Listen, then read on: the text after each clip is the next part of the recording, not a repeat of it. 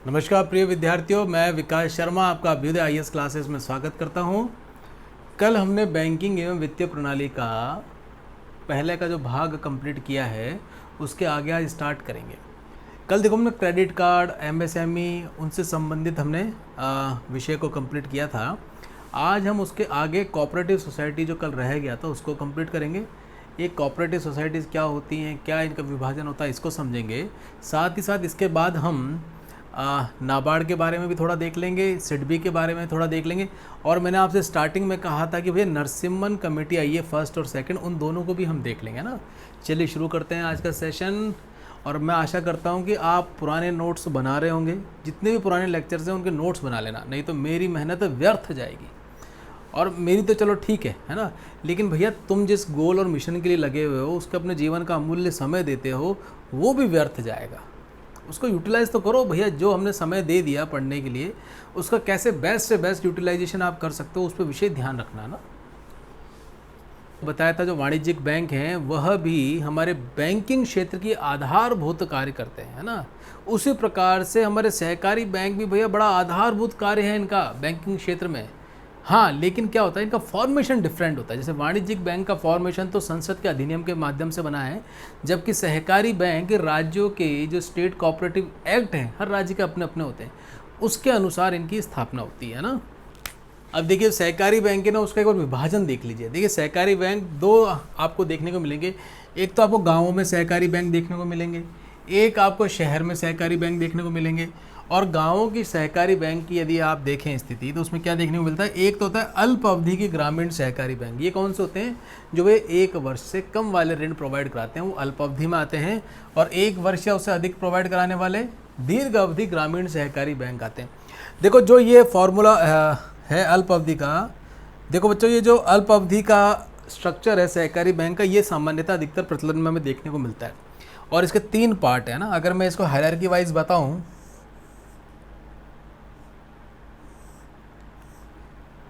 देखो टॉप पर कौन सा रहता है। अगर मैं सहकारी बैंक की हायरार्की की बात करूँगा, भैया सबसे बड़ा सहकारी बैंक या सबसे प्रमुख सहकारी बैंक राज्य में कौन सा होगा। इसमें क्या है कि जो ये सहकारी बैंक की शब्दावली है ना, अल्पावधि ग्रामीण सहकारी बैंक, इसकी शब्दावली पे मत जाना आप।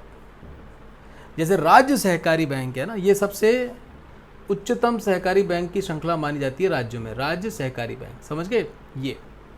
अच्छा, सेकंड नंबर पे कौन सी आती है, केंद्रीय। देखो इसमें केंद्रीय लगा हुआ है, लेकिन ये जिला में जितने भी आपके सहकारी बैंक होते हैं वो केंद्रीय सहकारी बैंक कहलाते हैं। तो ये आपके हायरार्की में सेकंड स्टेप पर आ गया। और तीसरे होते हैं अपनी प्राथमिक कृषि साख समिति, जो आपको ग्रामीण क्षेत्रों में देखने को मिलते हैं। मतलब कि अगर आपसे पूछ लिया जाए कि भैया कि राज्य में मेन सहकारी बैंक या अपेक्स सहकारी बैंक कौन से हैं, केंद्रीय सहकारी बैंक, तो गलत कर देना, नहीं, राज्य सहकारी बैंक अपेक्स होते हैं। उसके बाद आता है हायरार्की में केंद्रीय सहकारी बैंक, जो जिले में होते हैं। या आपसे पूछ लिया जाएगा कि भैया जिले में सहकारी बैंक केंद्रीय सहकारी बैंक कहलाते हैं, तो बिल्कुल सही कथन है। क्या जिले में जो आपको सहकारी बैंक देखने को मिलेंगे वो कौन से सहकारी बैंक देखने को मिलेंगे, केंद्रीय सहकारी बैंक देखने को मिलेंगे। ग्रामीण क्षेत्र में हमें प्राथमिक कृषि साख समिति के नाम से प्राइमरी कोऑपरेटिव सोसाइटीज़ देखने को मिलती है, वो ग्रामीण क्षेत्र में होती है। स्पष्ट है आपको। ये इसमें एक फैक्ट था ना, फैक्ट था, या इसको कह लीजिए कि एक इसमें ये इंपॉर्टेंट एक नोट था। दीर्घ अवधि ग्रामीण सहकारी बैंक में सामान्यतः में 2 ही पार्ट देखने को मिलते हैं। देखो मैंने इसको शॉर्ट फॉर्म में लिख लिया है, इसको समझ जाओ एक बार।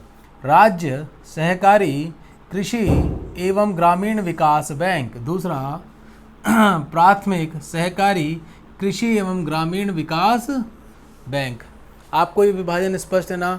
विभाजन में ध्यान देने वाली बात कौन सी है, ये इस पर विशेष ध्यान देना।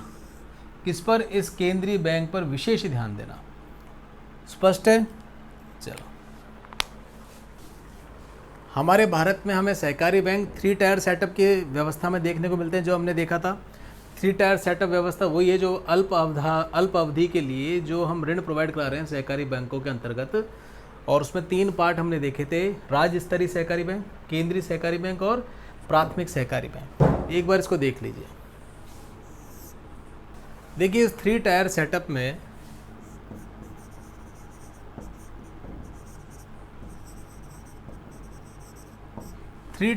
में सीट्स पर कौन सा बैंक होता है भैया, राज्य सहकारी बैंक।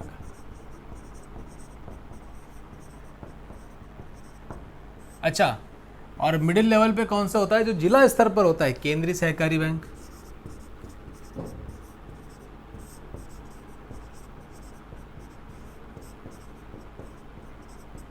और भैया अपने ग्रामीण क्षेत्र पर हम जो देखते हैं वह होते हैं भैया प्राथमिक सहकारी बैंक।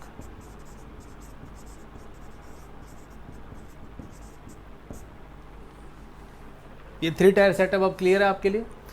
देखिए, जो ग्रामीण स्तर पर हमारी प्राथमिक सहकारी बैंक है, और आपसे मैंने एक चीज़ डिस्कस करी थी, प्रायोरिटी सेक्टर लैंडिंग। क्या डिस्कस किया था मैंने आपसे? डिस्कस किया था प्रायोरिटी सेक्टर लैंडिंग। प्राथमिक क्षेत्र की जो उधारी दी जाती है, उन क्षेत्रों में प्राथमिक सहकारी बैंक को अपना 60% ऋण देना पड़ेगा। कितना देना पड़ेगा? 60% ऋण उनको डिसबर्स करना पड़ेगा। और इन 60% में भी कम से कम कितना?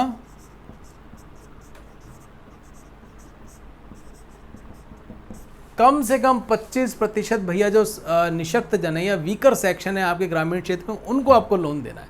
ये मैंडेटरी है ना, ये मैंडेटरी है।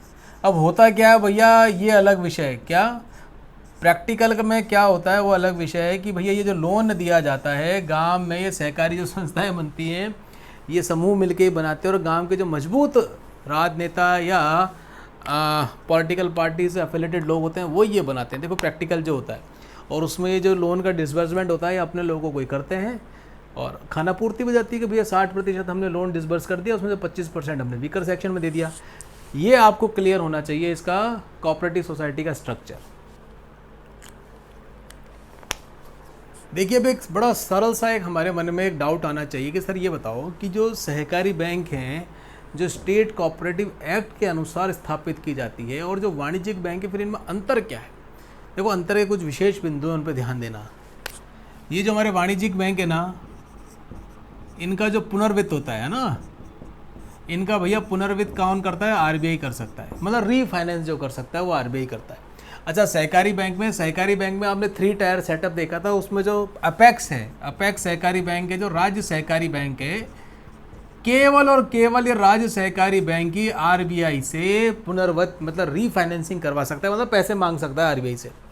दूसरी बात, देखो ये वाणिज्य जो बैंक है ना, आपको जब संसद के अधिनियम से बने हैं तो देश में कहीं पर भी, मतलब कि इवन राजस्थान में या आपकी यूपी में या आपके बिहार में, मेरा कोई यहाँ का वाणिज्यिक बैंक है, तो सब जगह जाके वो अपनी ब्रांच खोल सकता है और अपना व्यवसाय कर सकता है फाइनेंस से संबंधित। लेकिन क्या सहकारी बैंक कर सकते हैं क्या?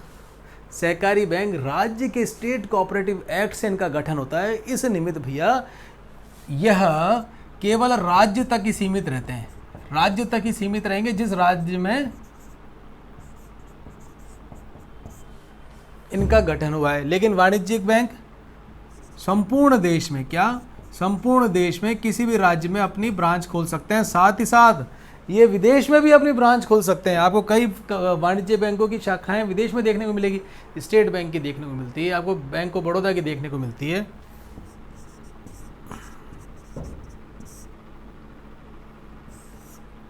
इसको ब्रांच कर देता हूं ना। 2 महत्वपूर्ण आपको डिफरेंस ध्यान में आ गए ना, ये इनके 2 प्रमुख अंतर हैं। अब आपको ये ध्यान में रहना चाहिए वाणिज्यिक बैंक और सहकारी बैंक में क्या अंतर है। देखो, प्रमुख अंतर तो इनकी स्थापना से रिलेटेड ही है।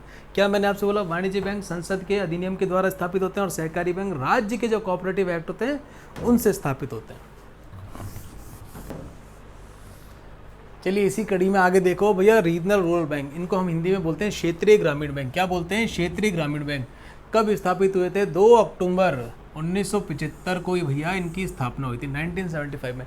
देखो दोस्तों कि जो ग्रामीण क्षेत्रों में जहाँ पर बैंकिंग सुविधाएं पहुँची नहीं थी, तो वहाँ पर बैंकिंग सुविधाएं कैसे पहुँचाएं, उसके लिए रीजनल रूरल बैंक्स की स्थापना की गई थी 2 अक्टूबर 1975 को। अच्छा, और ये क्षेत्रीय ग्रामीण बैंक करते क्या हैं? ये ग्रामीण क्षेत्रों के जो कमज़ोर तबके हैं, ग्रामीण क्षेत्रों के जो वीकर सेक्शन है, उन वीकर सेक्शन को ये ऋण मुहैया कराते हैं। क्या मुहैया कराते हैं? रियायती दरों पर ऋण मुहैया कराते हैं।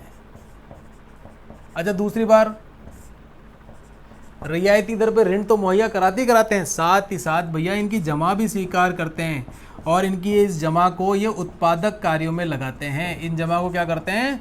उत्पादक कार्यों में आगे निवेश कर देते हैं।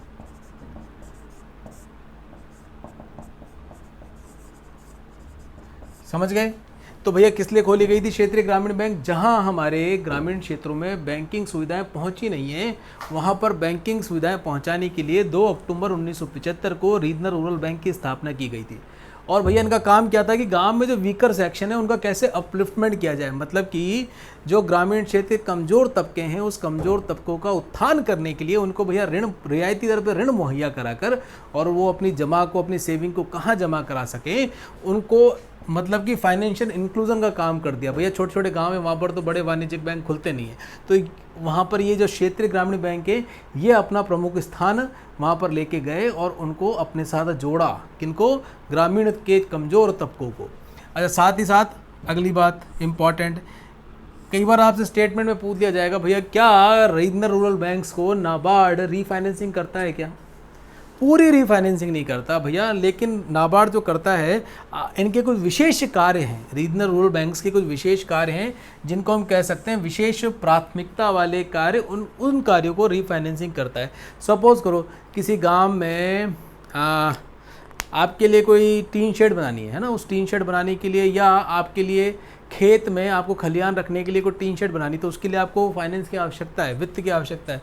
तो सपोज़ करो नाबार्ड ने यदि इन प्राथमिक क्षेत्रों को अपने अंदर एक सूची में नाम दे रखा है कि भैया रीजनल रूरल बैंक्स के लिए इन प्राथमिक क्षेत्रों में हम रीफाइनेंस कर देंगे, तो भैया आपको कौन मदद करेगा? नाबार्ड मदद करेगा।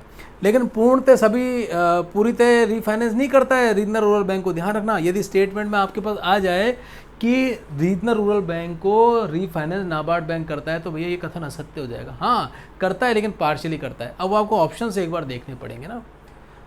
अगर उसमें लिखा जाए कि पूर्णतः करता है तो बिल्कुल ही गलत हो जाएगा, तो बिल्कुल ही गलत हो जाएगा। पूर्णतः नहीं करता है, कुछ विशेष प्राथमिक क्षेत्रों को ही रीफाइनेंसिंग करता है, पुनर्वित्त प्रोवाइड कराता है।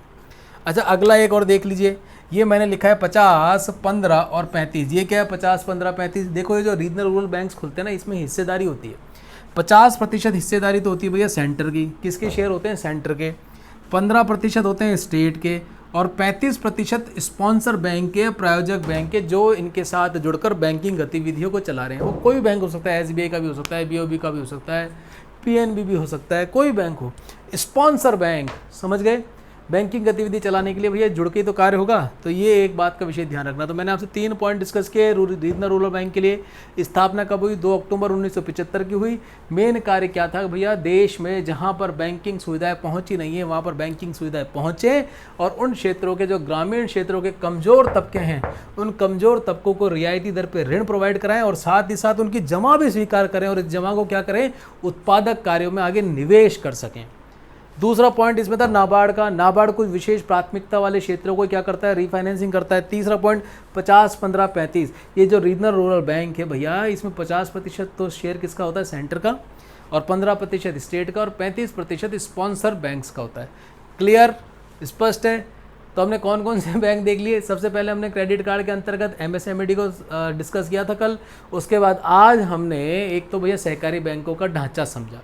उसके अच्छा, सहकारी बैंकों में एक बात का विशेष ध्यान रखना है, हमारे देश में सबसे ज़्यादा कोऑपरेटिव बैंक्स कहाँ पर हैं? कमेंट में बताना। वैसे मैं आपको भी उत्तर बता देता हूँ, महाराष्ट्र में है।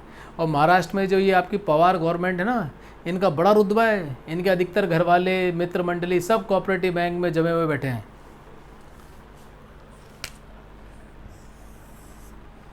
तीनों पॉइंट क्लियर? अगला बैंक देखते हैं अब। देखिए अगला और इम्पॉर्टेंट बैंक है अपना नाबार्ड बैंक। इसको भी हमें समझना बहुत ज़रूरी है। देखो रूरल और कृषि और ग्रामीण अर्थव्यवस्था के लिए तो भैया ये रीढ़ की हड्डी का काम करता है कई बार, ठीक है ना। चलो एक बार नाबार्ड की फुल फॉर्म देख लें, ये भी बड़ी हमें कंफ्यूज करती है कई बार। मुझे शबाना ने वैसे इसकी फुल फॉर्म भेजी थी, कल मैंने पूछी थी। तो देखो NA से बनेगा नेशनल, और B से बनेगा bank, national bank for agriculture. A से बनेगा एग्रीकल्चर,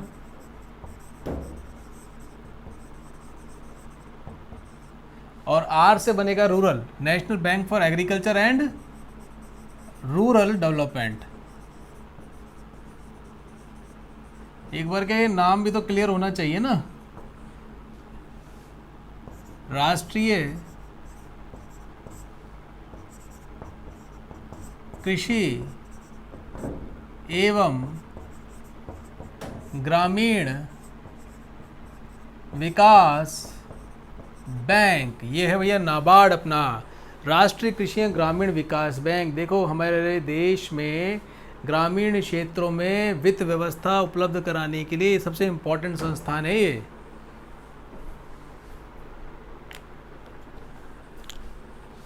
देखो दोस्तों, ये जो नाबार्ड संस्था है ना, हमारे देश में कृषि एवं ग्रामीण विकास, क्या कृषि एवं ग्रामीण विकास के लिए वित्त उपलब्ध करवाने वाली शीर्ष संस्था। यदि आपसे कभी ये पूछ लिया जाए नाबार्ड के बारे में तो क्या लिखोगे कि भारत या हमारे देश में, सीधे करना कि नाबार्ड संस्था जिसका गठन 12 जुलाई 1982 को हुआ था। यह फिर इन शब्दों को पकड़ लेना, देश में कृषि एवं ग्रामीण विकास, देश में कृषि एवं ग्रामीण विकास हेतु वित्त उपलब्ध करवाने वाली शीर्ष संस्था है। ये शीर्ष संस्था जरूर डालना आंसर में, शीर्ष संस्था इस कीवर्ड को अवश्य डालना। देखो आपको दो बड़े अच्छे कीवर्ड तो आपको इस फुल फॉर्म में मिल गए। क्या काम करेगी? ग्रामीण क्षेत्र में, मतलब कृषि और ग्रामीण विकास के लिए वित्त उपलब्ध करवाने वाली ये हमारे देश की शीर्ष संस्था है। स्पष्ट है? अच्छा, ये इसकी स्थापना कैसे हुई एक बार वो देख लो, इसकी थोड़ी सी हिस्ट्री जान लो। देखो हमारे देश में काम तो हुए लेकिन थोड़े लेट होने स्टार्ट हुए। हमारी अर्थव्यवस्था कैसी थी भैया? कृषि अर्थव्यवस्था वाला हमारा देश माना जाता है। आज़ाद हुए 1947 में, 1982 में जाके हमने एक ऐसे इंस्टीट्यूट के बारे में सोचा जो ग्रामीण क्षेत्र में कृषि और ग्रामीण विकास के लिए वित्त उपलब्ध करवा सके। तो भैया उसके लिए हमने एक कमेटी गठित करी थी, क्रैफी कार्ड करके। ये अंग्रेजी में ही आपको ध्यान करना पड़ेगा। क्रैफी कार्ड आप लिखें तो क्रैफी कार्ड लिख सकते हैं, अंग्रेजी में ध्यान रखना।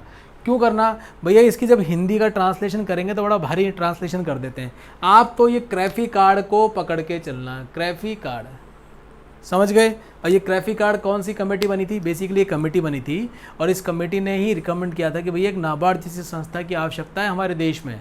और ये एक समिति क्या थी भैया? देख लो, कमेटी, सी से हो गया कमेटी, और ये हो गया आर से हो गया रिव्यू, और ए से हो गया अरेंजमेंट, और एफ से हो गया आपका ये फॉर हो गया, आई से हो गया इंस्टीट्यूशनल, सी से हो गया क्रेडिट, और ए से हो गया एग्रीकल्चर, और आर डी से हो गया रूरल डेवलपमेंट। ये तो हो गया भैया एग्रीकल्चर और रूरल डेवलपमेंट, समझ गए? एग्रीकल्चर और रूरल डेवलपमेंट शब्दों को पकड़ लेना एक बार। देखो इससे आपके कई शब्द मिल जाते हैं आपको आंसर लिखने के लिए। कैसे? ये कमेटी किस लिए बनी थी? ये रिव्यू करने के लिए बनी थी। अरेंजमेंट फॉर इंस्टीट्यूशनल, एक ऐसी संस्थागत इकाई की आवश्यकता है हमारे देश में ग्रामीण क्षेत्र में जो क्या देगी? क्रेडिट देगी, ऋण देगी। किसको देगी? कृषि और ग्रामीण विकास के लिए। इस निमित्त ये क्या बनी थी? कमेटी बनी थी। और इसको हेड किसने किया था? 1979 में ये कमेटी बनी थी और भैया इसको हेड किया था श्री बी शिवराम जी ने। ये मेंबर ऑफ प्लानिंग कमीशन थे उस समय, प्लानिंग कमीशन के सदस्य थे। क्या बोला मैंने आपसे कि भैया क्रैफी कार्ड करके कमेटी बनी थी, कमेटी टू रिव्यू, क्या रिव्यू करना? The arrangement of institutional credit for agriculture and rural development 1979 Shri B Srinivas ji के अध्यक्षता में कमेटी बनी थी। इन्होंने बोला साहब सख्त ज़रूरत है, सख्त ज़रूरत है नाबार्ड जैसे इंस्टीट्यूट की, और इन्हीं की सिफारिश पर भैया फिर बाद में नाबार्ड जैसी संस्था का गठित हुआ। और ये बहुत बढ़िया संस्था है जिसका गठन मेरे हिसाब से तो भैया आज़ाद भारत देश आज़ाद होते हो जाना चाहिए था। भैया हमने सेकंड हमारी पंचवर्षीय योजना में जब एग्रीकल्चर को इतना इम्पोर्टेंस दी है, जब हरित क्रांति हमने स्टार्ट, इसी समय फिर बच्चों हरित क्रांति का भी एक तरीके से टॉप फेज स्टार्ट हो गया था। होनी तो भैया ये आज़ादी के बाद ही ऐसी संस्था का गठन होना चाहिए था। आप थोड़े थोड़े क्लस्टर वे में इसको यूज़ में ले लेते, पैसे नहीं थे भैया आपके पास रीफाइनेंस करने के लिए, थोड़े थोड़े क्षेत्र में कर लेते। स्पष्ट है? नाबार्ड 12 जुलाई 1982 एक कमेटी बनी थी 1979 में, committee to review the arrangement for institutional credit for agriculture and rural development 1979 में बी शिवराम जी की अध्यक्षता में, और इनकी सिफारिश पर भैया नाबार्ड हमारे बन गया था। अच्छा एक ध्यान करो, ये नाबार्ड जो बना, अब आप देखो, अब आप तथ्यों को अब समझना स्टार्ट कर दो प्रशासनिक अपने एंगल से भी, है ना। देखो आप सरकार में जा रहे होते, कोई संस्था बन रही, तो आपके दिमाग में सबसे पहली बात ये आनी चाहिए, जो संस्था बनी है नाबार्ड, ये भैया क्या संविधान के अनुसार बनी है या संसद में ऐसा कोई कानून आया उसके अनुसार बनी? क्योंकि भैया इतनी बड़ी संस्था है, पूरे देश में आपके कृषि और ग्रामीण विकास के लिए वित्त प्रदान करने वाली शीर्ष संस्था है। इस शीर्ष संस्था का गठन कैसे हुआ? ये तो इन्होंने रिकमेंडेशन दे दी। देखो सामान्यतः ऐसी सारी संस्थाओं को हम बोलते हैं स्टैट्यूटरी इंस्टीट्यूशन या सांविधिक संस्थाएं, मतलब कि हमारे संसद के द्वारा भैया ये पारित होके संस्थाएं बनी है नाबार्ड, और नाबार्ड भी भैया कौन से एक्ट से बनी थी? नाबार्ड एक्ट बना था 1981 का, है ना। तो किस एक्ट से बनी है भाई ये? इस नाबार्ड को जो ताकत मिल रही है वो किससे मिल रही है? नाबार्ड एक्ट आया था भैया 1981, ये हमारे संसद में पारित हुआ था। अब देखो ध्यान रखना स्टेटमेंट में यदि आपसे प्रश्न आ जाए कि नाबार्ड एक्ट ऐसे लिखा हुआ आ जाए, कब पारित हुआ था, तो जल्दबाजी में 92 मत लगाया ना, आपको क्या लगाना है 91 पे 1981 पे 1981 पे टिक लगाना है। और यदि आपसे नाबार्ड संस्था के गठन के बारे में पूछ ले तो 1982 ही बताना है। और अब तो भैया इसको भी याद कर लेना 12 जुलाई को भी, क्योंकि अब 1982 बहुत कॉमन हो गया है। अब 12 जुलाई पे विषय ध्यान रखना। नाबार्ड के बारे में 2-3 इंपॉर्टेंट फैक्ट हैं जो हमें अच्छे से याद होने चाहिए। जैसे नाबार्ड संस्था बनी तो भैया इसकी चुकता पूंजी कितनी थी, मतलब पेड कैपिटल कितनी थी?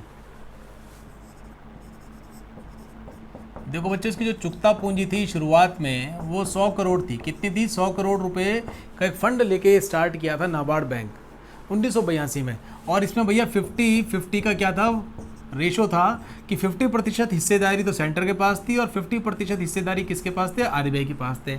अच्छा, वर्तमान में क्या स्थिति है? वर्तमान की स्थिति देख लो अब आप।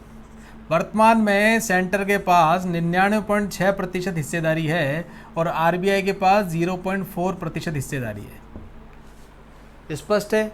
अच्छा, ये जो हिस्सेदारी है, अब ये ध्यान रखो कि जो अब चुकता पूंजी है ना, अब भैया नाबार्ड की चुकता पूंजी बढ़ के 100 करोड़ से 5000 करोड़ हो गई है। कितनी हो गई है? 5000 करोड़ हो गई है। मतलब 5000 करोड़ का 99.6% सरकार, भारत सरकार के पास, और 0.4% हिस्सेदारी किसके पास है? आरबीआई के पास है। अच्छा, बात तो ये चल रही है अभी अपने ये जो लास्ट अपना पार्लियामेंट्री सेशन हुआ था उसमें चर्चा चली थी कि भैया 0.4% भी सरकार को ही ट्रांसफ़र कर दिया जाना चाहिए। ये जो हमारी केंद्रीय मंत्रिमंडल की समितियां होती हैं उनकी ये सिफारिश थी। सिफारिश उन्होंने एक ये भी करी थी, एक तो उन्होंने बोला भैया 0.4% को भी इसमें क्या कर दो, ट्रांसफ़र कर दो। दूसरा उन्होंने कहा कि भैया जो 5000 करोड़ रुपए हैं इसको बढ़ाकर कितना करेंगे हम? 30,000 करोड़ रुपए करेंगे। अच्छा, क्यों करना चाह रहे हैं 30,000 करोड़ रुपए?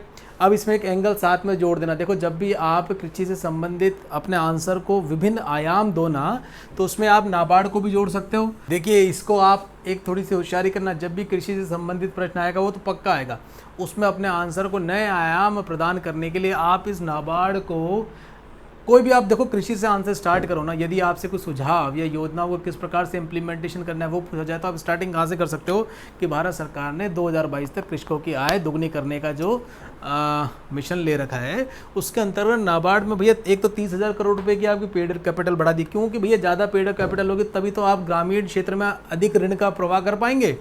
दूसरी बात ध्यान रखना, एक तो मैंने आपसे क्या आप यूज़ में ले सकते हैं कि 2022 तक कृषि आय आपको क्या करनी है? डबल करनी है, दोगुनी करनी है। इसी कंटेस्ट में इसका ध्यान रखना कि भैया इसीलिए हम क्या चाह रहे थे कि भैया इसकी पेड अप कैपिटल को बढ़ाकर कितना कर दिया जाए? 30,000 करोड़ कर दी जाए। देखो, और एमएसएमई से भी रिलेटेड कोई भी प्रश्न आ जाए तो ये डेटा आप पुनः डालना। क्या? 2 नंबर, यदि एमएसएमई का विकास से संबंधित कोई भी बात आ जाए ना तो भैया उसके लिए भी एप्लीकेबल होती है ये, कि भैया इसलिए भी हमने क्या किया, एमएसएमई से विकास के अंतर्गत नाबार्ड में हाल ही में 30,000 करोड़ रुपए की अपनी पेड कैपिटल को बढ़ाने का सुझाव दिया है। वर्तमान में जो बढ़ाकर अभी 5,000 करोड़ रुपए है। समझ गए? और क्यों है भैया? मैंने कल आपको बताया था कि भैया ग्रामीण क्षेत्रों में लगभग 50% यूनिट आपकी ग्रामीण क्षेत्रों में है एमएसएमई की। समझ गए? अब देखिए, नाबार्ड आप सभी जानते हो भैया शीर्ष संस्था है जो ग्रामीण क्षेत्र में विकास के लिए ऋण प्रोवाइड कराती है। अब ये जो ऋण प्रोवाइड कराती है देखो किसके माध्यम से कराती है? जितने भी अभी तक हमने बैंक पढ़े ना उन सब के नाम लिख देना। कौन से? वाणिज्यिक बैंक,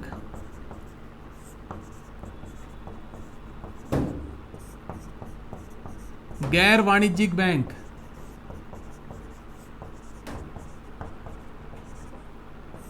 आपके ये क्षेत्रीय ग्रामीण बैंक,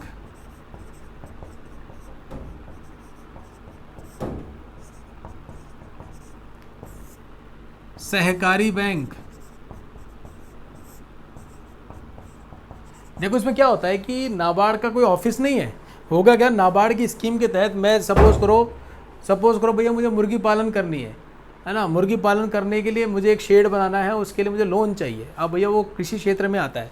मैंने क्या किया, मेरी प्रोजेक्ट रिपोर्ट बनाई और मैंने हमारे गांव के इस वाणिज्य बैंक को दे दी। क्या, मेरी प्रोजेक्ट रिपोर्ट मैंने इस गांव के वाणिज्य बैंक को दे दी, और जो फॉर्म फिलअप करा था वो नाबार्ड के अनुसार, मतलब नाबार्ड ने एक परफॉर्मा दे रखा था, उस परफॉर्मा के अनुसार मैंने अपनी प्रोजेक्ट रिपोर्ट बनाई, और नाबार्ड का एक जो फॉर्म था कि भैया मुझे आपसे फाइनेंस चाहिए, वो लगा के मैंने किसको दे दिया, वाणिज्यिक बैंक को दे दिया।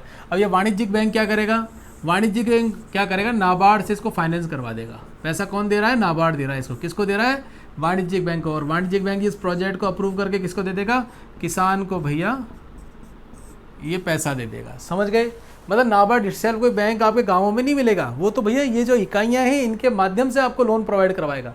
स्पष्ट। अब देखो, आपके मन में एक सवाल आना चाहिए कि सर मुझे ये बताओ कि नाबार्ड पैसे ला कहाँ से रहा है, हैं?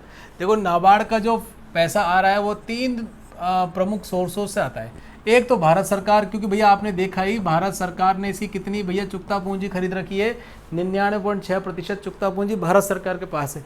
दूसरा, WTO से भी बेटा फंड आता है, WTO से भी ग्रामीण क्षेत्र में विकास के लिए फंड आता है। समझ गए, भारत सरकार हो गया, WTO अगर अन्य एजेंसियां हैं उनसे भी भैया, हम विदेशी एजेंसियों से भी ये अपनी वित्त की या ऋण राशि की व्यवस्था करता है। स्पष्ट है, कहाँ से पैसे ला रहा है, कैसे भैया ये किसान को पैसे दे रहा है, ये एक छोटा सा आप इसका स्ट्रक्चर समझ गए। इसमें एक चीज़ और जोड़ लेना आप, इम्पॉर्टेंट, कि जो ऋण की व्यवस्था कर रहा है ना, ऋण की राशि की व्यवस्था कर रहा है, ये जो नाबार्ड है ना भैया, सरकारी बॉन्ड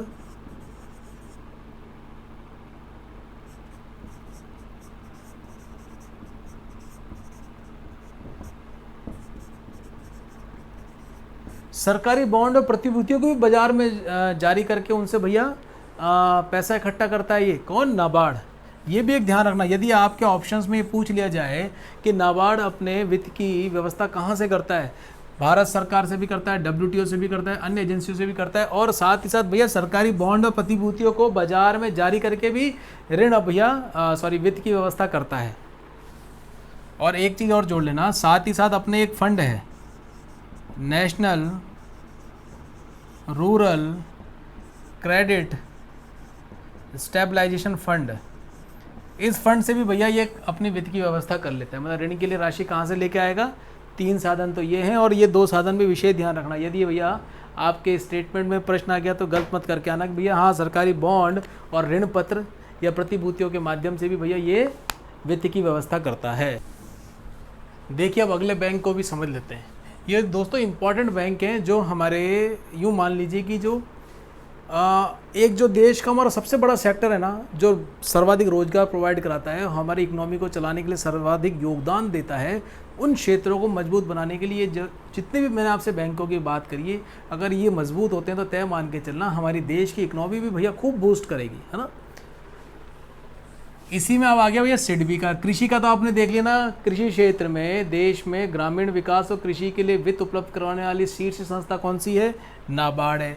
अच्छा, अब जो MSME है, जो हमने पढ़ा था लघु एवं सूक्ष्म एवं लघु मध्यम उद्यम है, उसके लिए वित्त प्रोवाइड करने वाली शीर्ष संस्था कौन सी है, उसके लिए वित्त प्रोवाइड कराने वाली शीर्ष संस्था कौन सी है, सिडबी है।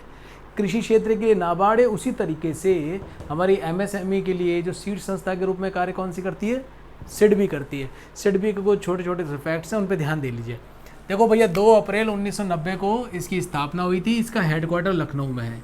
ये 3 चीज़ों का विषय ध्यान रखना। नाबार्ड कब हुई थी, 82 में हुई थी, और इसकी फुल फॉर्म क्या है, small industries and development bank of India. समझ गए, इसको हिंदी में बोलेंगे भारतीय लघु उद्योग विकास बैंक, ये हिंदी में बोलते हैं ना, सिडबी। सिडबी ध्यान रखो। और भैया इसका हेडक्वार्टर कहाँ है, यूपी में, 1990 में बना था। अच्छा, क्या है भैया, MSME के लिए ऋण प्रोवाइड कराने वाली शीर्ष वित्तीय संस्था के रूप में हम सिडबी को जानते हैं। और देखो इसका कार्य देख लो, ये जितनी भी भैया MSME की संस्था है ना, इसको स्थापित करने के लिए जो ऋण प्रोवाइड कराएगा वो कौन कराएगा, सिडबी कराएगा। अच्छा, आपने स्थापित करा दी, स्थापित कराने के बाद इनको बढ़ावा देने के लिए आपको वित्त पोषण की तो ज़रूरत पड़ेगी।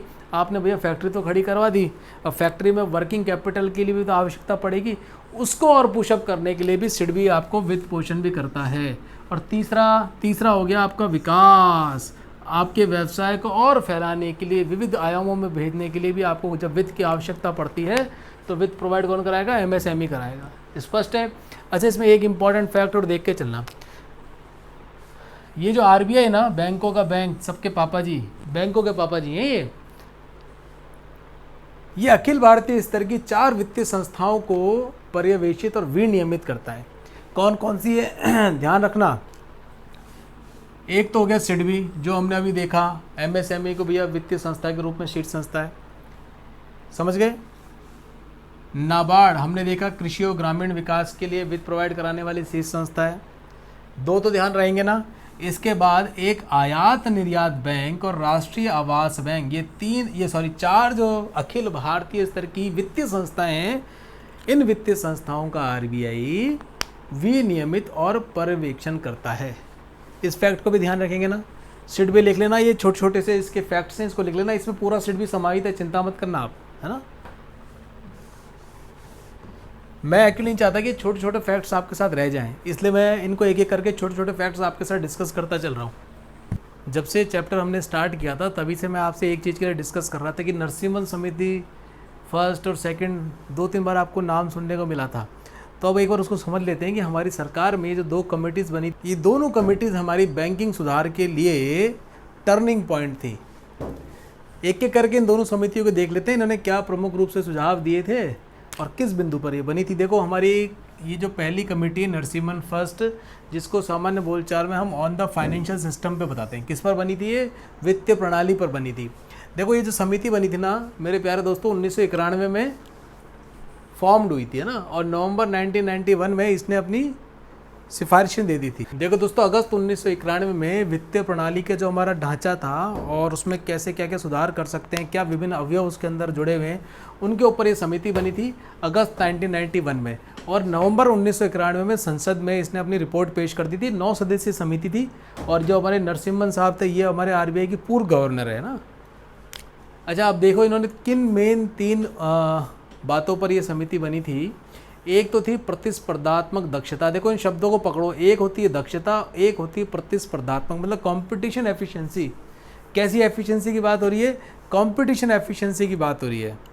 प्रिय मित्रों, जैसे वित्तीय सुधारों के लिए जो समिति बनी थी, इनके प्रमुख रूप से 3 दृष्टिकोण थे। ये 3 दृष्टिकोण आपको जान लेने चाहिए। पहला, प्रतिस्पर्धात्मक दक्षता। कैसी दक्षता? प्रतिस्पर्धात्मक दक्षता। देखो, कैसी एफिशिएंसी है ये कॉम्पिटिटिव एफिशिएंसी है, समझे। मतलब कि आप और मैं भैया तैयारी कर रहे हैं, तो हमारे जो कंपटीशन है कैसा है? एक तो पॉजिटिव कंपटीशन है, भैया आप भी अच्छे से तैयारी कर रहे हो, आप भी अपने ज्ञान में वृद्धि कर रहे हो, किस लिए?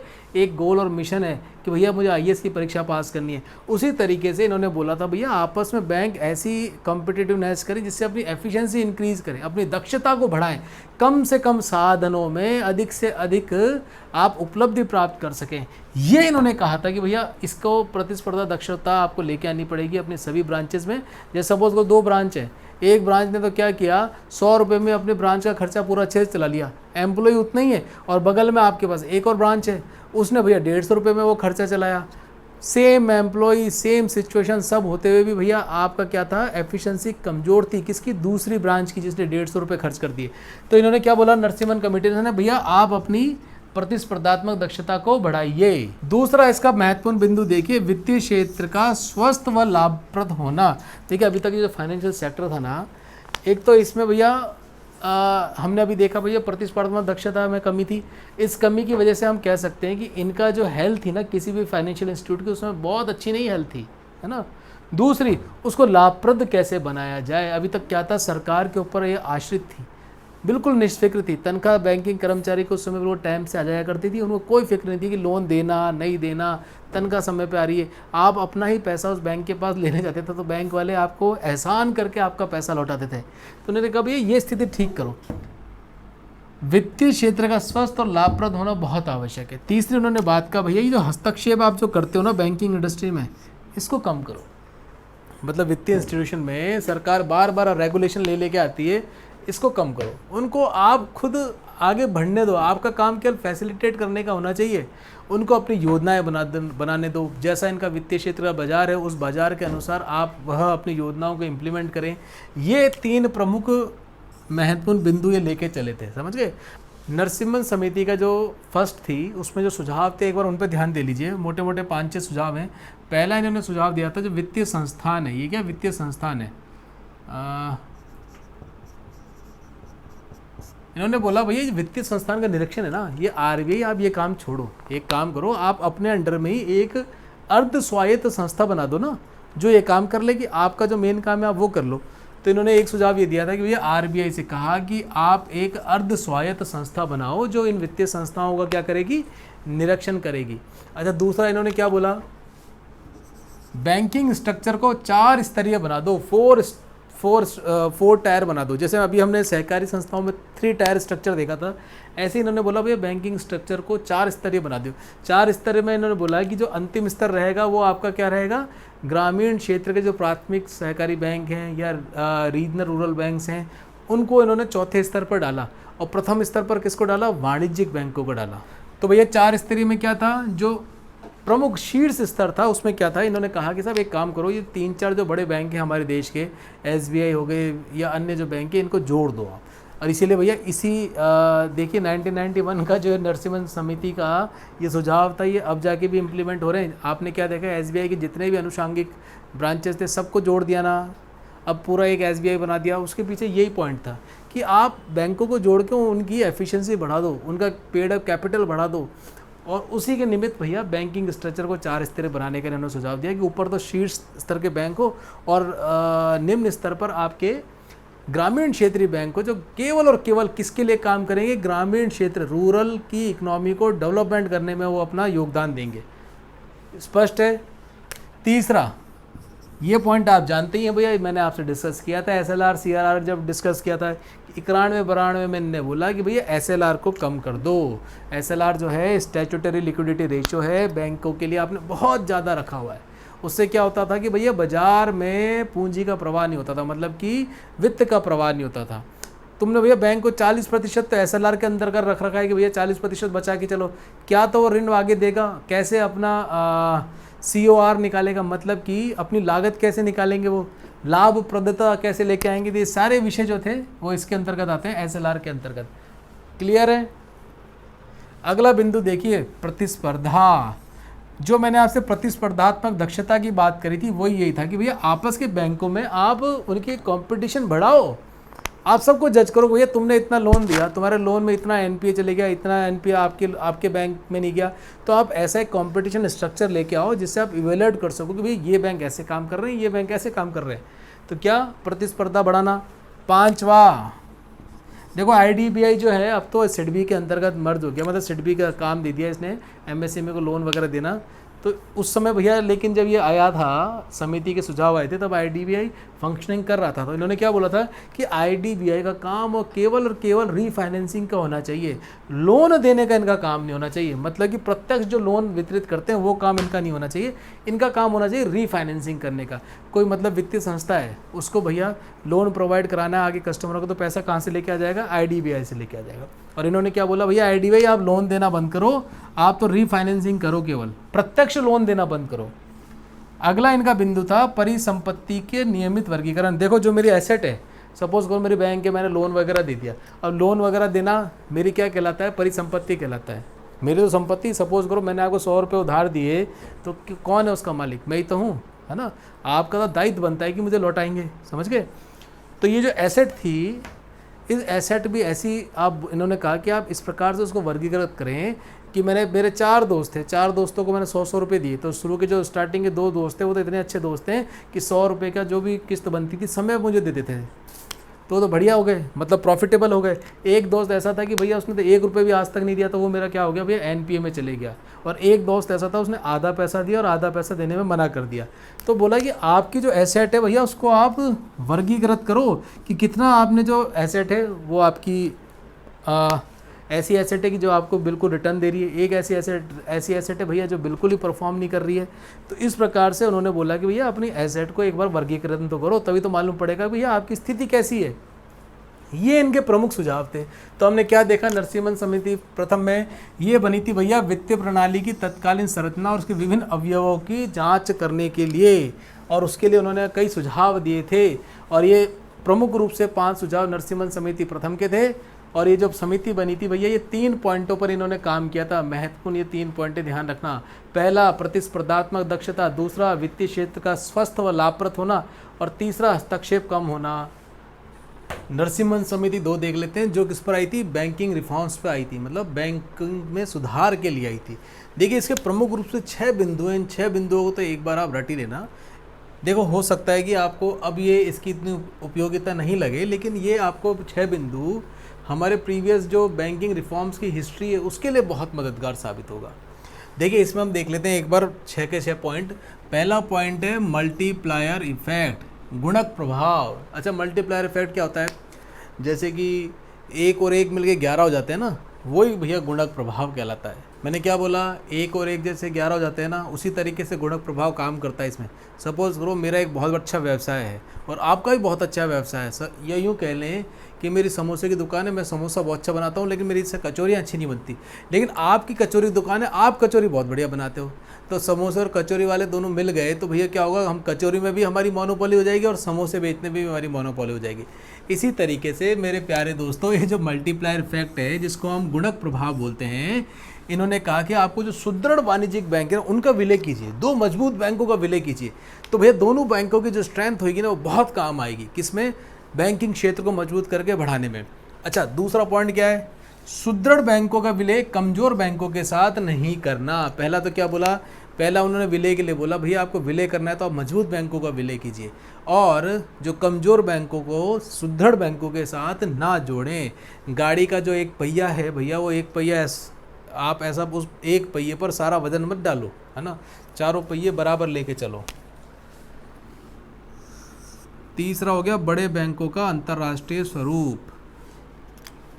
हमने कैसा अनुभव किया, मैं ऐसा अनुभव किया, पहले बैंक में जाते थे तो जो पंखा लगा होता था वो कैशियर और बैंक के कर्मचारियों के लिए होता था।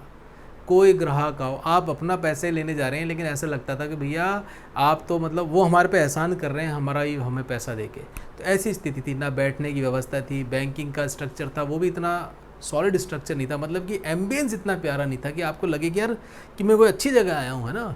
तो अब क्या कर दिया, बोला कि आपको अपने बैंकिंग का जो इंफ्रास्ट्रक्चर है उसको बढ़िया बनाना पड़ेगा। कैसा, इंटरनेशनल स्टैंडर्ड्स का बनाना पड़ेगा, क्योंकि भैया अब 1991 में इकोनॉमी खुल चुकी है, विदेशी बैंक यहाँ पर आने लग गए हैं।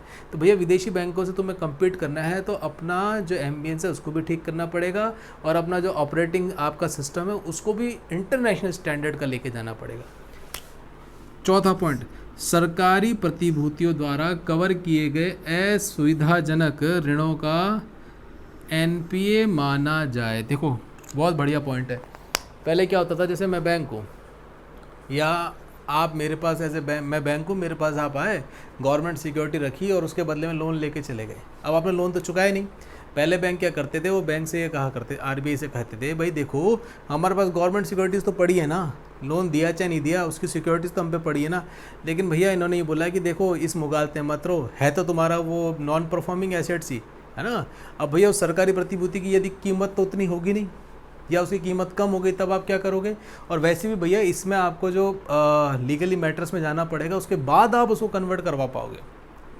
तीसरी बात कि भैया लोन नहीं दिया था, है तो वो आपका नॉन परफॉर्मिंग एसेट्स ही ना। इसका मतलब फिर ये हुआ कि भैया सबसे आप मूल काम यही कर लो, गवर्नमेंट सिक्योरिटीज़ पे लोन बांटने लग जाओ, लोन आपको बांटना, लोन वापस करना लोग आपको बंद कर दें। इस निमित्त थोड़ी दिया था। तो उन्होंने बोला भैया कि जो सरकारी प्रतिभूतियों द्वारा कवर किए गए असुविधाजनक ऋणों को एनपीए माना जाए, नॉन परफॉर्मिंग एसेट माना जाए। पांचवा बिंदु, 2 लाख से कम वाला अगर आपको लोन देते हैं, बैंकों ने कहा कि साहब एक काम करो, हमें थोड़ी सी ऑटोनॉमी दो, हमें थोड़ी सी स्वायत्ता दो कि 2 लाख से कम यदि हम लोन डिसबर्स करते हैं तो उस पर ब्याज निर्धारित करने की हमें ताकत दे दो।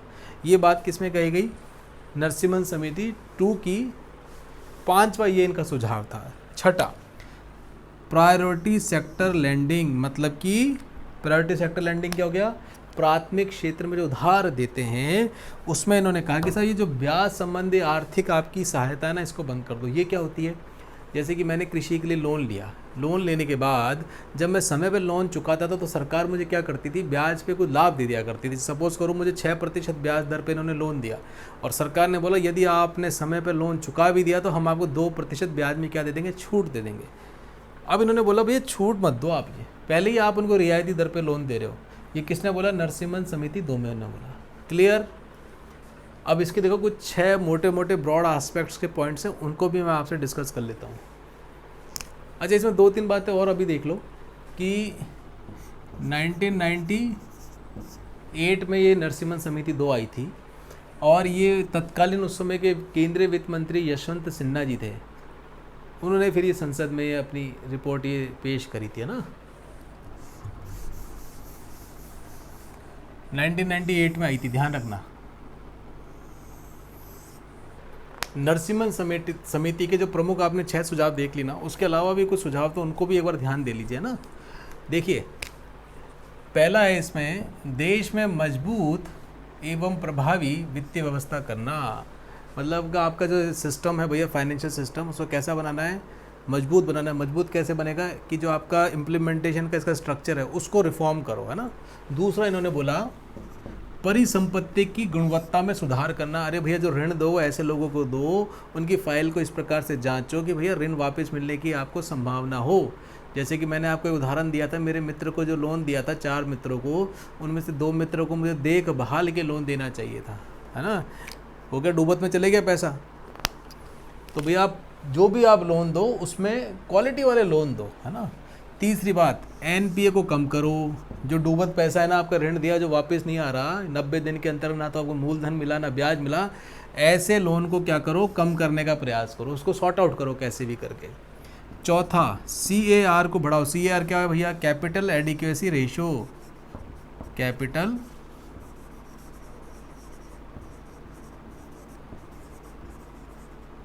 हिंदी में क्या बोलेंगे, पूंजी पर्याप्तता अनुपात, इसमें वृद्धि करो, है ना। और 5वां क्या हो गया, खराब परिसंपत्तियों के अधिग्रहण। ये है बेटा एसेट रिकंस्ट्रक्शन फंड, मतलब कि परिसंपत्ति पुनर्निर्माण कोष। इसमें क्या करना कि आप सपोज करो कि वो 2 मेरे मित्रों ने पैसा नहीं दिया, या ऐसे लोन जो आपको पैसा वापस नहीं दे रहे, तो आप उनकी एसेट को क्या करेगा, ये एसेट रिकंस्ट्रक्शन फंड उसको ले लेगा अपने पास और उनसे फिर अन्य प्रकार से पैसा वापस लेने का प्रयास करेगा। कैसे, 100 रुपये का मैंने तुम्हें ऋण दिया, तुमने बिल्कुल नहीं चुका है, तुम्हारे साथ बैठ के मैंने बात कर ली कि भैया 60 रुपये दे दो और इसको क्लोज कर लो, हमेशा के लिए फोरक्लोज कर लो। ये कहाँ पर होगा, एसेट रिकंस्ट्रक्शन फंड में होगा। या फिर क्या होगा कि कई बार हमने बैठ के बात करी, आपने बोला साहब मेरे पास 100 रुपये का ऋण था, मैं मेरे एक काम करें आप, मैं अभी नहीं चुका सकता, लेकिन मेरा अब व्यवसाय ठीक चलने लग गया, आप एक बार मेरा इस लोन को रिकंस्ट्रक्शन कर दीजिए। तो मैंने आपसे क्या बोला कि चलो कोई बात नहीं, एक काम करो, तुम्हारा लोन जो 3 वर्ष के लिए था ना, मैं उसको 1 वर्ष के लिए और बढ़ा देता हूँ, है ना। आप आराम से अगले वर्ष से किस्त देना चालू कर दो। मैंने क्या किया, उस लोन को रिकंस्ट्रक्शन कर दिया, है ना। इसको यहाँ लिख देता हूँ मैं ना, एसेट रिकंस्ट्रक्शन फंड, परिसंपत्ति पुनर्संरचना कोष। देखो अंग्रेजी में भी ध्यान रखना, ये जो वर्ड्स है ना, ये कीवर्ड्स अंग्रेजी में भी ध्यान रखना, है ना। ज़्यादा वर्ड्स थोड़ी है, तो जो मैं आपको जिसका इंग्लिश और हिंदी दोनों बता रहा हूँ ना, तो आप तय मान के चलना कि उनको तो एक बार आप ध्यान रखें, है ना। छठा, ये BFS क्या है, ये इन्होंने एक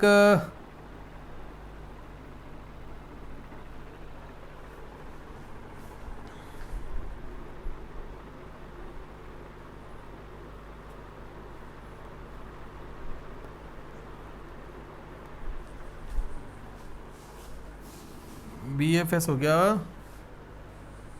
बोर्ड फॉर फाइनेंशियल सुपरविजन।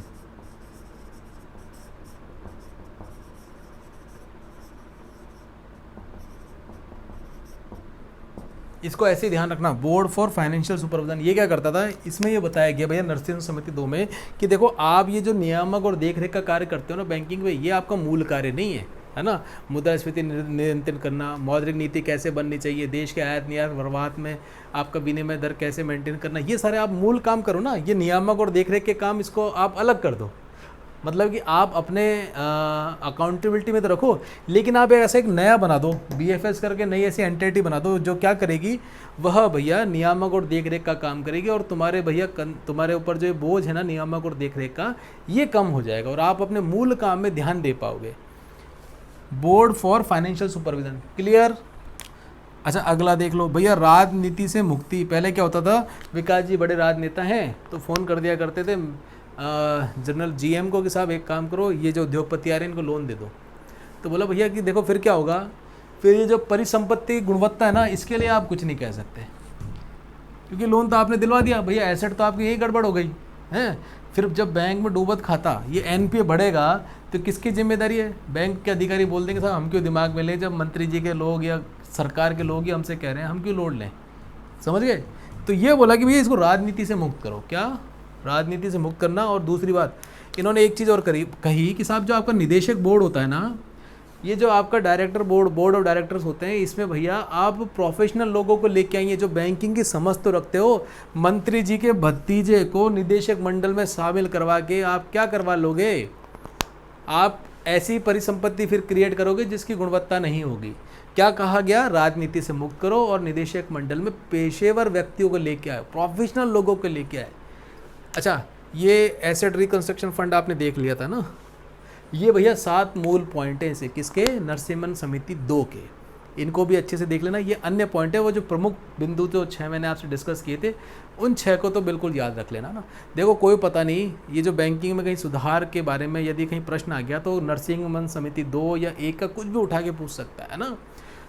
तीसरी बात भैया, यदि आपका कोई ऐसा प्रश्न आ जाता है जिसमें आपसे बैंकिंग के रिफॉर्म्स के बारे में पूछ लिया जाए तो क्या करोगे, तो आप इनिशियली जब आंसर की स्टार्टिंग करोगे तो आप 2-3 लाइनों में पूरा ब्रीफ कर सकते हो कि भैया 1991 में फर्स्ट आई, 98 में आपकी नरसिम्हन समिति जैसे 2 आई, और उसके बाद भैया एक कमेटी और है मैं जिसके बारे में भी जिक्र करूँगा, जिन्होंने क्या किया बैंकिंग में सुधार के लिए व्यापक रूप से पहल शुरू करी थी, है ना। और फिर जो नवीन कोई पहल हो रही तो उसके बारे में आप बता देना। एक समिति और देख लो भैया, दामोदर कमेटी। ये दामोदर कमेटी और आई थी, ये भी किस पर आई थी, बैंकिंग सेवाओं में सुधार के लिए आई थी। क्या जो हमारी बैंकिंग सर्विसेज हैं, कैसी बैंक आपको सेवाएं प्रदान करती है, उसमें क्या क्या सुधार होना चाहिए, उसके लिए दामोदर समिति आई थी। अच्छा देखो 2011 में अगस्त 2011 में बेसिकली इन्होंने क्या किया, आरबीआई ने ये लॉन्च किया समिति, और कहा गया भैया कि जो कमेटी है मतलब वेबसाइट पे इन्होंने डाल दी है ना, और कहा कि आप आई थिंक 27 अगस्त 1 अगस्त को जैसे ये वेबसाइट पे डाला इन्होंने नोटिफिकेशन, और 27 अगस्त 2011 तक जनता से कहा कि आप अपने सुझाव हमें प्रेषित कीजिए कि भाई हम कैसे हमारी बैंकिंग सेवाओं में सुधार कर सकते हैं। और 27 अगस्त तक जिन सुधार दे दिए, उसके बाद इस कमेटी ने सारा इवैल्यूएशन किया और कुछ बिंदुओं पे अपने सुझाव दिए, उनको एक बार देख लीजिए। पहला बड़ा अच्छा सुझाव उन्होंने दिया कि भैया जो सेविंग अकाउंट है इसमें ये जो आप जो चेक बुक देते हैं, ATM कार्ड देते हैं ना, ये न्यूनतम बैलेंस जो नहीं रख पाते या जीरो बैलेंस अकाउंट रखते हैं उनको भी प्रोवाइड करा दीजिए, है ना। कई बार क्या होता है आपसे कह देते हैं भैया जब तक आप न्यूनतम बैलेंस नहीं करोगे तब तक हम आपको चेक बुक और क्रेडिट कार्ड नहीं करेंगे, बोले ये बंधन हटा दो, है ना। दूसरी बात उन्होंने कही, पहले क्या होता था, ये जो पासबुक की एंट्री कराने आप जाया करते थे तो उस पर भी शुल्क लिया करते थे, और एंट्री कराने के लिए तो ऐसे एहसान करते थे कि पूछो मत भाई, है ना। अब क्या कर दिया, बोला निःशुल्क है, बोला इसको निःशुल्क कर दिया जाए। तीसरा इन्होंने बोला कि न्यूनतम शेष से कम राशि पर पेनल्टी शुल्क जो आप लगाते हो, जैसे सपोज को मेरा मिनिमम बैलेंस मेंटेन नहीं हुआ, मेरे से कहा था कि भैया आपको 1000 रुपये मिनिमम बैलेंस मेंटेन करना है मेरे अकाउंट में, और वो अकाउंट में मेंटेन नहीं हुआ तो क्या करना, तो जो पेनल्टी लगाते थे ना वो 1000 रुपये के हिसाब से लगाया करते थे। तो इन्होंने कहा कि साहब 1000 रुपये के हिसाब से मत लगाओ आप, सपोज़ करो मैंने 800 रुपये तो मेंटेन किए थे ना, और 1000 रुपये की पेनल्टी सपोज़ करो मान लो आप 10 रुपये है, तो भैया आपके 200 रुपये ही तो 200 रुपये तो आपने मेंटेन नहीं कर पाए, 800 रुपये के हिसाब से तो आपने किया था। तो उन्होंने कहा जिस अनुपात में आपने अपना मिनिमम बैलेंस मेंटेन नहीं किया उसी अनुपात में आप क्या लेने के अधिकारी हो, दंड लेने के अधिकारी हो। 800 रुपये तो करे ना मैंने, तो इन्होंने कहा कि साहब 10 रुपये लेते हो 1000 रुपये में, तो 200 रुपये मैंने नहीं किया तो 2 रुपये आप पेनल्टी ले लो, आप पूरे 10 रुपये लेने के अधिकारी नहीं हो। ये बात किस में कही गई, न्यूनतम बैलेंस से अगर कम राशि आप रखते हैं, और कौन सी समिति के अंतर्गत ये बात उठ के आई, दामोदर समिति के अंतर्गत उठ के आई। अगला बिंदु चौथा, जो आपके एफडी जो फिक्स डिपॉजिट होती है उसमें सामान्यतः क्या करते थे ये, आप बोलो चाहे ना बोलो, जैसे 1 वर्ष के लिए यदि आपने एफडी कराई या 2 वर्ष की कराई, जितने भी समय सीमा के लिए कराई, वो जैसी समय सीमा पूरी हो जाती थी ना, तो भाई ये क्या करते थे, ऑटोमेटिक रिन्यू कर देते थे। क्या ऑटोमेटिक रिन्यू कर देते थे। तो इसमें बोला भैया बिना आप लिखित अनुमति के ग्राहक की आप इसको रिन्यू नहीं करेंगे, बिना लिखित अनुमति के आप इसको रिन्यू नहीं करेंगे। 5वां point, home loan. Home loan पर उन्होंने बड़ी अच्छी बातें कही। देखो होम लोन पे इन्होंने कहा कि आप सपोज करो मैंने भाई 1 लाख का होम लोन लिया मकान बनाने के लिए, आपने मुझे दिया, सपोज करो एसबीआई बैंक ने मुझे दिया 10% पे, ठीक है, एसबीआई नहीं, मुझे आईसीआईसी बैंक ने दिया 10% पे लोन दिया। अब मुझे मालूम पड़ा कि भैया एसबीआई बैंक तो 8% पे ही होम लोन देती है, तो मैंने क्या किया, मेरा होम लोन को आईसीआईसी से शिफ्ट करवा लिया, किस पे, एसबीआई बैंक में करा लिया। वो शिफ्ट हो जाते हैं ना, जो बकाया पैसा होता है एसबीआई वहाँ ट्रांसफ़र कर देती है लोन का, और फिर वो लोन चालू हो जाता है आपका एसबीआई बैंक में, ये प्रक्रिया रहती है। तो इन्होंने कहा कि भैया ये आप अगर चेंज करवाते हो ना तो आप इस पर कोई पेनल्टी नहीं लोगे, और वैसे लेने भी क्यों चाहिए भैया, मेरा काम, मैंने तुम्हें भैया मूलधन पे ब्याज दे रहा हूँ बाकायदा, प्रोसेसिंग फ़ी मैंने बाकायदा दी है, तो किस बात की पेनल्टी ले रहा हूँ। ये चलती थी राठौड़ी, है ना। फिर उन्होंने कहा कि नहीं आप नहीं ले सकते, कभी भी आदमी कहीं पर भी यदि कम ब्याज दर पे होम लोन मिलता है तो वो अपना अकाउंट ट्रांसफ़र करवा सकता है। अच्छा, इसमें एक बात और कही गई कि यदि होम लोन पूरा एक बार चुकता हो गया तो आपको कंपलसरी 15 दिन के अंदर उसके जो कागज़ जमा हैं मकान के वो सारे आपको वापस करने पड़ेंगे। कितने दिन के अंदर, 15 दिन के अंदर सारे कागजात वापस करने पड़ेंगे। ये होम लोन पे इन्होंने बड़ी अच्छी बात कही थी, है ना। और एक बात और कही थी होम लोन पे, वो भी बड़ी शानदार बात थी। हाँ देखो उसमें क्या था कि सपोज़ करो मैंने लोन लिया, मैंने 2 वर्ष पूर्व लोन लिया, और मैंने लोन लिया था 9% की दर पर, और अब जो नवीन ग्राहक आ रहे हैं उनको आप लोन दे रहे हैं 7% की दर पर। तो दामोदर समिति ने कहा कि भैया आपको पुराने ग्राहकों को भी इसका लाभ देना चाहिए, है ना। उन्होंने क्या गलती करी भैया, जो 8% दर पर ऋण लिया। अब इन्होंने फिर बैंक ने क्या किया, 2 तरीके के इसमें अकाउंट चालू कर दिए थे होम लोन के अंतर्गत ब्याज के, कि एक तो फिक्स्ड और एक उन्होंने कर दिया था फ्लेक्सिबल। फ्लेक्सिबल में क्या होता था कि कई बार मार्केट के अनुसार, रेपो रेट के अनुसार, जब हमारी कई बार होम लोन की दर बहुत कम हो जाती थी तो आपकी कम हो जाया करती थी किश्त और ब्याज की दर, लेकिन यदि वो बहुत अधिक हो जाती थी रेपो रेट वगैरह, तो भैया फिर क्या होता था, आपकी होम लोन की रेट, इंटरेस्ट रेट भी बहुत हाई हो जाया करती थी। फ्लेक्सिबल में ये होता था आपको लाभ भी हानि दोनों आपकी बाजार के अनुसार छोड़ दिया था। लेकिन फिक्स्ड में क्या होता था कि आपने यदि 8% ले लिया तो चाहे बाजार में होम लोन की दर 4% आ जाए, आपको 8% ही देनी। और ये भी पॉसिबल था कि बाजार में यदि 11% होम लोन की रेट चल रही है तो भी आपको 8% ही देनी है ना। ये वर्तमान में फिर बैंकों ने नया एक फार्मूला लेके आ गए थे। स्पष्ट है, ये दामोदर समिति की हमने सारी रिकमेंडेशन भी देख ली। देखो दोस्तों, ऑलमोस्ट हमने बैंकिंग के जो मोटे मोटे एक स्केलेटन थी वो हमने पूरी कर ली है ना। अब हम जो मौद्रिक नीति पढ़ेंगे ना उसमें आपको कई सारी चीज़ें समझने को मिलेगी। देखो रिवर्स रेपो, रेपो रेट और अन्य जितने भी टर्मिनोलॉजी जैसे MSFR हो गए, मात्रात्मक नियंत्रण और आपके चयनात्मक नियंत्रण, ये सारे नियंत्रणों को हम देखेंगे। किस में देखेंगे, मौद्रिक नीति में देखेंगे। इसलिए आप घबराना मत कि कई टर्मिनोलॉजीज तो हमने सर समझी नहीं, RBI की भूमिका नहीं समझी, मुद्रास्फीति की भूमिका नहीं समझी। देखो हमने उसके लिए ब्रीफ इंट्रोडक्शन तो बैंकिंग में कर लिया था, लेकिन अब मौद्रिक नीति में हम इन सारे पक्षों को अच्छे से समझेंगे। देखो ये एक इंपॉर्टेंट चैप्टर है, इसको अच्छे से करना बहुत ज़रूरी है। 1-2 दिन एक्स्ट्रा लग जाए लेकिन इसको ढंग से कर लेंगे, है ना। जैसे ही हमारी मौद्रिक नीति पूरी हो जाएगी तो बैंकिंग और मौद्रिक नीति को जोड़ के कुछ नए आयाम आए उनको भी समझ लेंगे।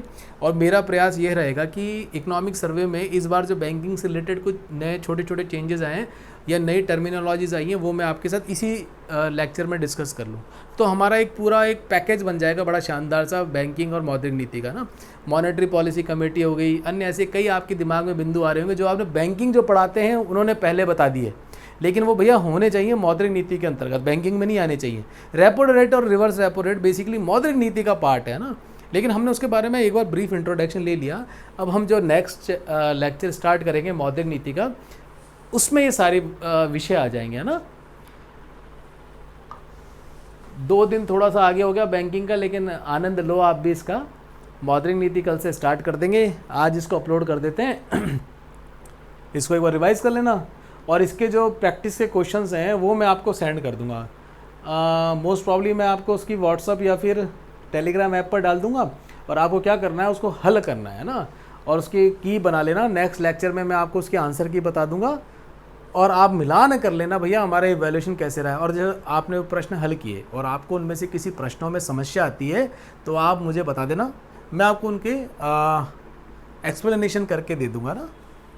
अच्छा, वही मार्केटिंग वाली बात, अपना व्हाट्सअप नंबर क्या है 8619059759 और टेलीग्राम चैनल का अपना नाम क्या है PRATHAMRANK,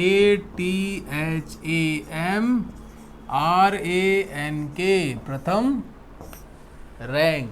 ठीक है, चलिए चैप्टर यहीं समाप्त करते हैं। और देखो कल से हमारे जो प्रीवियस ईयर के क्वेश्चन डिस्कस कर रहे हैं वो भी रेगुलर हो जाएंगे।